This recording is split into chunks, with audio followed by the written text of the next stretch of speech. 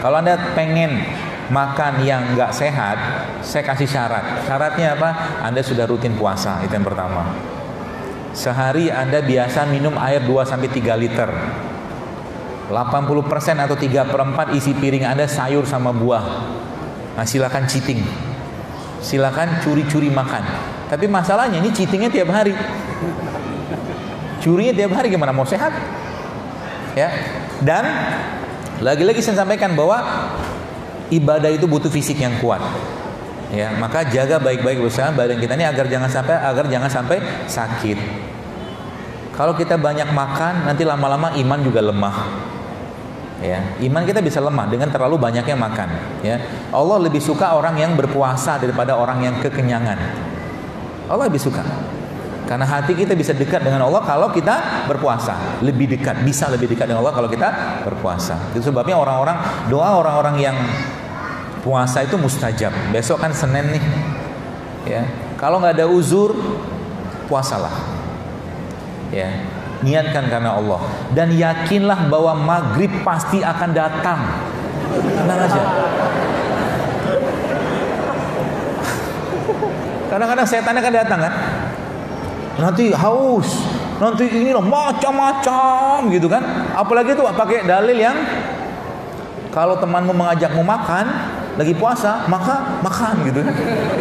Kalau ente sering puasa silakan. Ini puasa setahun sekali, Senin Kamis. baru saja mau puasa, Masya Allah dibatalin. Karena ada hadisnya, kata Nabi pernah berbuka puasa, kemudian jelang-jelang berbuka saat itu ketika disajikan makanan, itu Nabi yang sering puasa. Tolak, saya lagi puasa hari ini, maaf ya. Dan jangan deket-deket sama mereka yang nggak puasa. Gitu caranya, ya.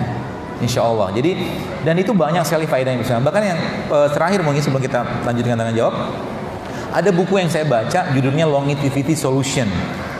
Buku ini dikarang oleh 2 dokter di Amerika, seingat saya. Versi Indonesianya sudah ada yang terjemahnya. Judulnya Panduan Hidup Sehat Berpuasa. Masya Allah, tabarakallahnya apa? Isi buku ini adalah puasa Daud, puasa Senin Kamis, puasa Ayyamul Bid. Dan dia menceritakan tentang bagaimana pasien-pasien mereka, ya, yang subhanallah, yang sudah pakai insulin sekian tahun, ada 20 tahun, itu ternyata bisa bebas insulin dengan cara dikendalikan atau dikontrol dengan puasa. Itu luar biasa kan? Jadi kita punya banyak toolsnya, tapi kita tidak manfaatkan. Ya, coba mulai rutinkan. 11 hari dalam 1 bulan kita berpuasa, 2 kali 4, ya 11 hari.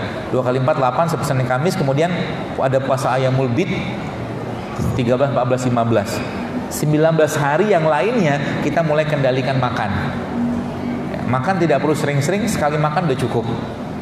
Ya, yang nanti akan jadi etalasenya apa? Badan kita. Badan kita kan kelihatan nanti.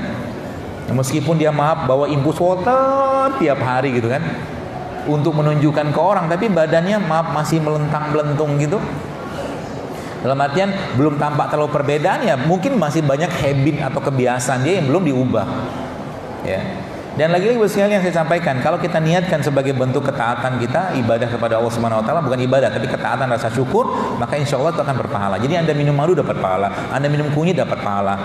Ya, dan bersedekah itu, ya, selain memang yang terbaik untuk keluarga, memang sedekah paling baik baru keluarga. Yang tidak kalah baik adalah bersedekah untuk diri sendiri. Jadi ketika Anda makan makanan yang sehat dan diniatkan sedekah untuk diri kita, maka insya Allah akan dapat pahala juga. Ya, maka jangan lagi sampahin badannya, jangan lagi masukin makanan-makanan yang tidak sehat di badannya, gitu ya. Cobain, makanin. Gak mau. Ada yang mau nggak? Tempenya dimakan dulu. Ini juga dimakan.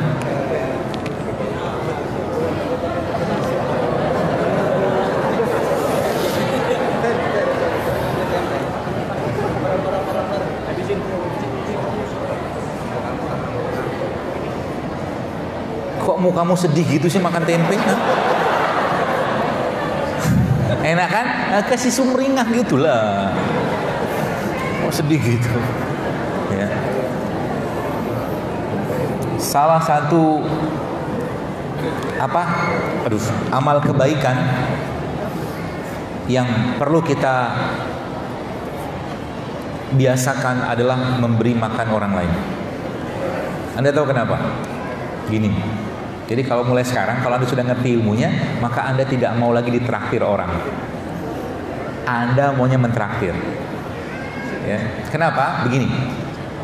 Makan yang kita makan, Bapak sekalian, itu akan berubah menjadi daging, otot, darah, segala macam dalam badan kita. Sebagian akan keluar. Ketika Anda memberikan makan untuk orang lain, maka makanan, misalkan dia orang baik, orang soleh gitu kan, maka makanan tadi pastinya akan menjadi bagian dari badannya. Pasca makanan tadi menjadi bagian, maka Anda sudah dapat pahala dari ibadahnya dia. Paham maksudnya? Jadi salah satu pahala atau amal jari yang banyak orang lupa itu adalah memberi makan. Beri makan. Siapapun lah, misalkan di masjid kayak begini gitu kan, Anda dapat pahala insya Allah. Ya, jadi jangan mau lagi ditraktir.